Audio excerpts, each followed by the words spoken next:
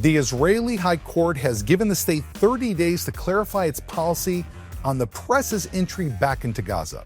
That means the day is coming, and it's going to be soon, when the world's cameras are going to be allowed back into the Gaza Strip. The question is not if they're going to be allowed. The question is what they are going to be shown and who will be directing the story. Hamas has been preparing for this moment since before October 7th. They've scripted it, they've staged it, and they've built the set for years. This is what is going to be known as Gazaland, Hamas's orchestrated fantasy, like Disneyland, where tragedy becomes theater, and their propaganda, be sure of it, is going to help them make a profit, both financially and on the world scene. The window is still open for Israel and the United States to act before the curtain rises. The question is, what do they need to do, and can they do it in time? Thank you for joining me on True East. The floodgates are opening. Reporters are already getting ready to get into the Gaza Strip, either from Egypt, from Cyprus, or from Greece. What are they expecting to see? A land ravaged by a ruthless enemy? Innocent freedom fighters rising against the colonizing power? This is what Hamas is hoping they're going to see. A carefully curated narrative of victimhood. Let's talk about the cast. Sinwar the Butcher, he's going to play the role of Robin Hood. The Five Knights, Ismail Hania. Mohammed Dief, Hassan Nasrallah, Sinwar's brother Muhammad, and Iran's supreme leader. This isn't Walt Disney's vision. This is Sinwar's vision. He didn't build a theme park with facades. He built 500 miles of tunnels and had homes built on top of them because he knew that one day this was going to explode. And when it did, the Gazan people could claim a Holocaust just like the Jewish people did. The Jewish people in his eyes claimed a Holocaust, and that's why they got a state. Despite the fact that there were 3,000 years of history, that's how he sees it. He wants now to claim that there was a Holocaust in Gaza, a fake Holocaust in Gaza. And from that Holocaust, he's hoping the Palestinians are going to get a state. This is going to be the theater of the absurd. But get ready, there's no doubt Hamas Wood is going to be coming to theaters near you. Gazaland has the potential to capture the imaginations of people in the world.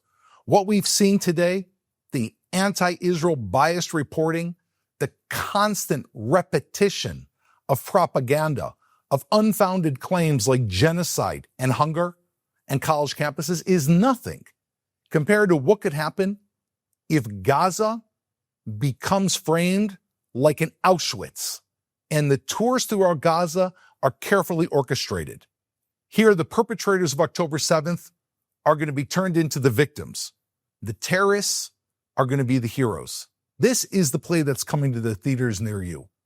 And when you're walking through the Gaza Strip, the grave of the unnamed soldier, imagine it, glisten with a Hamas flag, the site of genocide. It'll be a grainy landscape, and they'll say that millions or hundreds of thousands are buried beneath the ground. They'll take you to a place where there are pillars sticking out of the ground, where buildings have been destroyed, and the sand is just over them, and they'll talk about the buried city of Deir al-Balach, of Jabalia, of Rafah. Name your buried city. And ultimately speaking, the mass graves and the exhibit of starvation. Each stop on this tour is where they are going to be ferrying the reporters and the journalists in a month or less that will be bringing news directly to your doorstep. This is Gazaland, where the landmarks is Hamas propaganda and the tour guide is Hamas. Before we dive into this, the data has recently come out, and as we've known the whole time, because the data doesn't lie, it's been taken from UN and Hamas-backed sources, which we've always looked about with a great degree of scrutiny. But when you look through those numbers, which was done by Salo Eisenberg, and he has this very clearly online using their numbers, minus natural deaths, minus the estimation of how many terrorists Israel has killed, because of course, according to Hamas, their numbers of dead everyone to them is a civilian, must be a child or a woman. There's no terrorists that were killed. According to them, the IDF only managed to kill women and children. But when you go through all of these, now the data is out. On October 22nd, the United Nations-backed IPC said that there was going to be a famine in Gaza, and they predicted that there would be 10,000 deaths by the ceasefire. Now, if you take Hamas's material, this is Hamas statistics. Of the 10,000, how many died, according to them, of starvation? 192. Most of them, as we've shown, with pre-existing conditions. Even if you take Hamas's numbers, that's 98% less than what the United Nations that were fed Hamas propaganda actually happened. A 98% shortfall, meaning the world was lied to by 98% of BS and 2% of people who died of malnutrition. Now, if you look at malnutrition in Gaza since October 7th, again, according to their numbers, they say a total since October 7th of 313 people in Gaza have died by hunger. We can call it malnutrition. That is a rate of 7.9 people per 100,000. Take a sophisticated Western country. There's malnutrition. People die of malnutrition in every Western country. Unfortunately, it's a tragedy. Let's take the United States. How many people died in 2023 in the United States of malnutrition? The rate was 6.8 per 100,000. So Gaza, during what they claim was the biggest hunger in history, 7.9 people of 100,000 have died in Gaza of malnutrition. And in the United States in the same year, 6.8 people died per 100,000. The numbers are almost the same. And this is Gaza with the hunger strike. There was no starvation in Gaza. Every single person that dies of malnutrition and anywhere in the world is a tragedy. It's something that should be prevented. And these are Hamas's numbers, and we can imagine that they're propped up. But the numbers are the same as the United States, less a couple percent. This is the bluff revealed, and it's revealed when you look deeper into Hamas's numbers. You got to look deeper than the headlines. According to Hamas's numbers, taking out natural deaths. Again, this goes back to Salo Eisenberg, who did an absolutely phenomenal, all the data is there, all the charts are there, the statistical analyses are there. The numbers have rolled in. 24,000 combatants, that's evil, bad terrorists, were killed, and 33,400 civilians were killed. Again, these are Hamas numbers. The majority of these civilian deaths happened from Hamas embedding them inside its arsenal, putting their arsenal within civilian populations. Is it a tragedy that 33,400 people were killed? Yes, it's a tragedy. War is a tragedy. Is this a genocide? No. There was no genocide in the Gaza Strip. It's propaganda, it's a bluff, and unfortunately, it's working on many people around you. And if they have a question, they need to dive into the statistics and not repeat these things like parrots. So the data's out. There was no starvation in Gaza. There was no genocide in Gaza. Now let's go back to the Gazan people. Imagine if Japan was allowed to turn Hiroshima into a memorial site for the pilots that bombed Pearl Harbor. What would Japan be today? Imagine if Japan was able to idealize their supreme leader, the Emperor of Japan, their fight to the death. We wouldn't have Japan. That's one of the most successful countries in the world today. One of the greatest friends of the United States, one of the most peaceful countries in the world. Japan would be something else. And we know what that's called. It's called North Korea. The reason it did not happen is that Japan was not allowed to have Hiroshima as a memorial to the pilots that bombed Pearl Harbor, and that Japan took upon themselves, with the help of the Allies, education based on honesty and fact, which was that they started a war of disaster that brought destruction on the Japanese people. If you want to move forward, you have to admit guilt, you have to lick your wounds, and you've got to move towards hope, the long, hard stride toward hope. How many people in the world today wouldn't love to live in Japan? Such a phenomenally successful society, and that's because they did this. They came back from destruction and moved forward. Gaza must not become a fake museum of genocide, a shrine to its own destruction. There are two paths ahead. Hamas's Gazaland or Trump's Gaza Riviera, the Riviera of the Middle East. This is not a fantasy, but this is a blueprint for hope. You need to clear 500 miles of tunnels, about there's 300 miles left. You have to remove dangerous ordinances beneath the ground, and you have to restore life above ground by building a new Riviera, which will create jobs, will create housing, will create trade. This has to be integrated with the United States and Israel. For this to work, you need to take the most successful country in the Middle East, which is Israel, which has skin in the game and a stake in the game, is located 3 miles from the site. The whole idea that Israel can't be involved is just a huge bluff. Of course, Israel has to be involved. If you want this to work, the U.S. can play a major role, but Israel wants to be involved. And in order for this to turn into a Singapore, Israel must be involved. Now, Trump came out of the gates running with fresh ideas. The Gaza Riviera people say, well, Trump threw the Gaza Riviera against the wall to see if it would stick. He realized after a month or so it didn't stick, and now he's moved on to other things. Well, the Gaza Riviera, maybe it didn't stick to the wall the first time, but President Trump needs to throw it against the wall because that is a good idea. It is going to need a number of things. It's going to need diligence. It's going to need stick-to-itivism. This is not an idea in the Middle East to transform the Gaza Strip that's going to be taken care of quickly. I think President Trump realized, maybe went into this thinking, I'll present a great idea, the Riviera of the Middle East. I'll give the Gazan people the opportunity to move out, start a new life, and those who want to come back, they'll have great lives and they'll put down their weapons. Well, I think there was a flaw in that thinking. Israel originally used to think that way. That was called the Oslo Accords. We were told by every researcher in Tel Aviv University and every brilliant academic, progressive academic, that if you improve the lives of the Arabs in Judea and Samaria and the Arabs in Gaza, they'll seek peace like everyone else. Well, we know that doesn't work because where ideology has rotted out the individual, what the result is the Second Intifada, 3 wars in Gaza, constant terror attacks. That doesn't work. You cannot buy off someone with a committed ideology, at least not in this area of the world.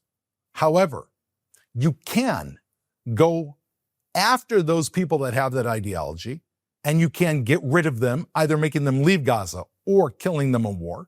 And you can take the majority of the population who doesn't have that ideology, we certainly hope, and engage them. But without that hard step, the reality, the optimism of thinking that they're going to run towards the money is simply not true because they'll be held back by a small group of people who are committed to the ideology of destruction. It doesn't take that many Hamas members to kill that many innocent Gazans in the streets to scare the average Gazan person not to go for a better life. And here is where the United States with Israel needs to be committed. The only way this is going to work, and we have Trump's Riviera, is if we continue the process to destroy Hamas. But once Hamas is destroyed, this is the deal. And there is, in fact, a window of opportunity. The latest PCPSR survey just came out. PCPSR is a Palestinian statistical organization that does polls. They work very closely with Israel, with other Western powers, and they are considered to be good at what they do. Of all of the polling agencies, these are the guys who are really the best shot that we have of understanding the reality. Well, this just came out this week. Unfortunately, 53% of Palestinians say that the Hamas October 7th attack was the correct thing to do. However, 47% of the people do not think it was the best thing to do, meaning close to half the Gazan population, under the constant barrage of Hamas propaganda, think that that was not the right thing to do. It's not 90%, 95%, 98%, 53%. And we could probably even figure out that these numbers are skewed because people are afraid when they take surveys to say what they really think. 60% say they're satisfied with Hamas performance. 40% think that they're not satisfied with Hamas performance. But here is very, very telling. 35% support Hamas, 24% support Fatah. Now, Fatah is also a terror organization. I always say Fatah If that's the iPhone 1, Hamas is the iPhone 2. It's simply just a little update behind. However, what that means is you have 41% of the people that do not think that Hamas or Fatah is doing a good job. Meaning there is a serious group of people in Gaza, and keep in mind, people are nervous to take these polls, that actually think that there's a sense for hope. Half the people think there's a sense for hope. Half the people think it was wrong. Half the people don't think that this war was justified. However, the ideology that went into Gazaland is still alive and thriving, and the window is right now. And we're going to talk about maybe what needs to happen in order for this to stop before those cameras roll to counter the narratives and offer a path forward. First of all, the big question, and I was asked this, constantly asked this, Piers Morgan says this in every single interview, this is the mantra of the left, is the press is not allowed into Gaza. However, once those gates open, the flood is going to begin, and what they record will be the record of history. The press has to come with guardrails. Freedom of the press is an essential value. Israel, the press, probably there's no more place in the world where the press is fighting as much and is critical as much as within the state of Israel. Israel understands the importance of press and the importance of the press being inside of Gaza. It's a war zone. We don't want to deal with dead reporters. We don't want to know if we're going to strike a building and we have identified Hamas, and not only have they snuck innocent civilians in the building, but the head of a major network. Because one of those is a disaster. And the press as well, it's on us. No, it's not on us. It's not on you. It's on us. There's a very legitimate claim to say that while the war is going on, press won't be there. However, when the war stops, press is going to come back to Gaza. It has to be done strictly under U.S. and Israeli coordination. We're not going to tell you exactly what you have to say and edit all of your materials. However, if you are glorifying Hamas and you are glorifying October 7th and you are glorifying terrorists, you should not be allowed into Gaza. Not only because you're going against Israel, going against the narrative, and standing behind the most evil people in the world and inciting them, also for the people of Gaza. Those people need to understand that the Nakba, their day of destruction, wasn't 1948 when the state of Israel was founded. The date of destruction for the Arabs in Gaza was October 7th, 2023. That was the date that their lives in Gaza were destroyed. It was carried out by Hamas that they elected into power in 2006, that they gave their sons to work in, that they enabled to steal the humanitarian aid, and that they didn't stop on their own, which they bear a degree of responsibility. When October 7th happened, that needs to be cast as the Nakba, the day of strategy for the Palestinian people. Anyone who glorifies that day should not be allowed into Gaza. They shouldn't be allowed anywhere. You don't bring in a journalist that's going to glorify murders and give fuel for terrorists and terrorist supporters around the world. I'm sorry. If you don't think that's free press, I think it's pretty darn good free press to allow anyone who doesn't glorify Hamas on October 7th to go into Gaza, run your stories, and do everything. But we're going to vet out, we should vet out those journalists who are aiding terrorists. Again, the pen is free, but it's not to become a sword for terrorists. The second major issue is the Arabs of Gaza. What is going to happen to the Arabs of Gaza? October 7th must become their Nakba. It's the day that Hamas brought ruin upon themselves. They have to be given two choices. This is laid out very clearly in the Trump plan.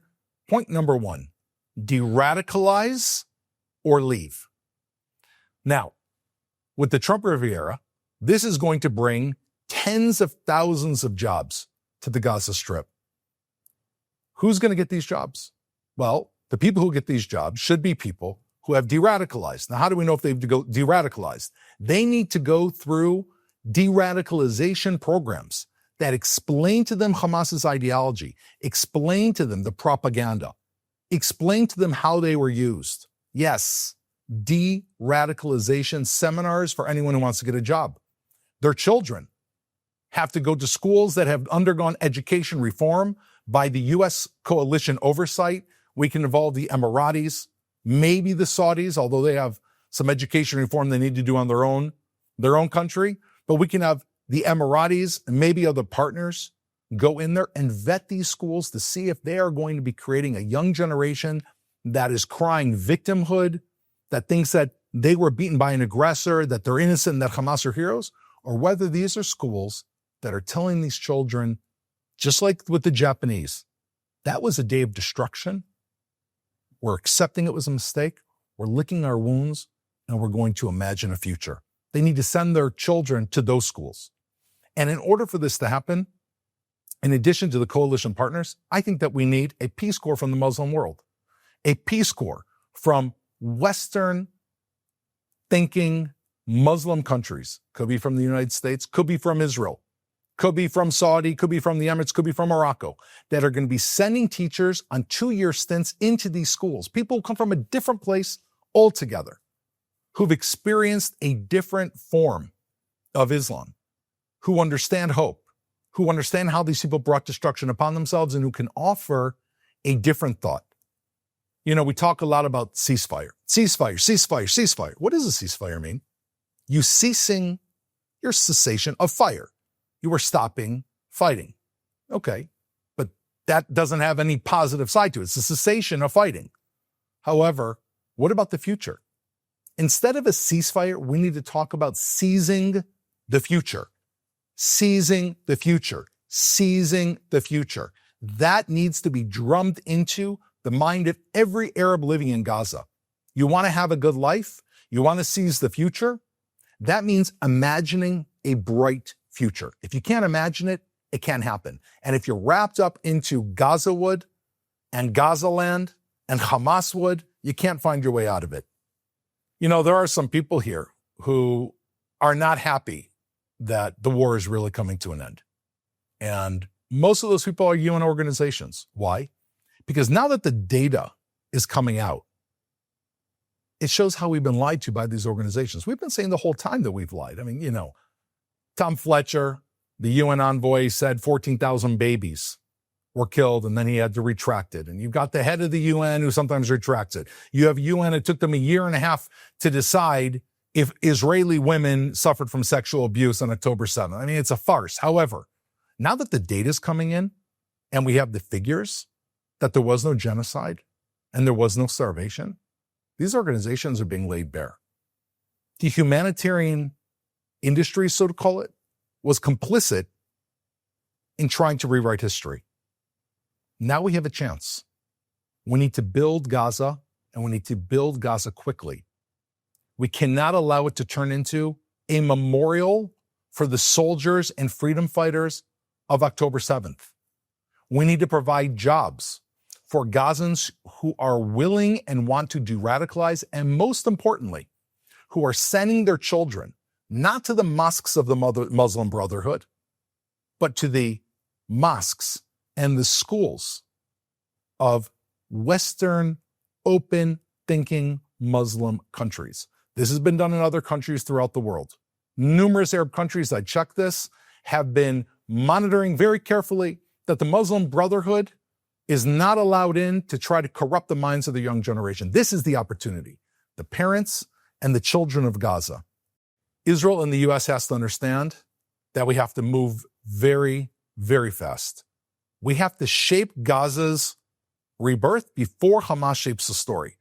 Before the curtain rises on Gazaland, we have to remember who wrote this script. We have to know who paid the price. Of course, Israel paid a dear price with our soldiers, and we're still paying a price with our soldiers because Hamas keeps violating the agreement. But at the end of the day, this has got to be done through education of the truth. As we stand on the edge of this media storm, it's going to be crucial to remember that the surest way for us to fail is not to have a plan. I'm not sure if this plan is going to work. We can't guarantee the outcome, but we can put real, legitimate steps in place. We can ensure that the press gets in there and that press access is vetted and balanced. We need to rebuild Gaza. And the people who are going to be doing it need to be doing it on the conditions of de-radicalizing and vetting the education. If we take these steps, we have a fighting chance to shape the narrative and the future. It's sitting right in front of us. We can either be spectators watching Gazaland unfold and saying, oh, it's anti-Semitism, they've got so many people on social media. We can't control the fact that there's anti-Semitism.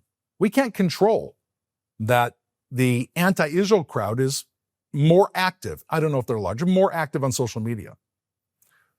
But we can act to influence lies, to stop lies and influencing the story of truth before the curtain rises over Gaza.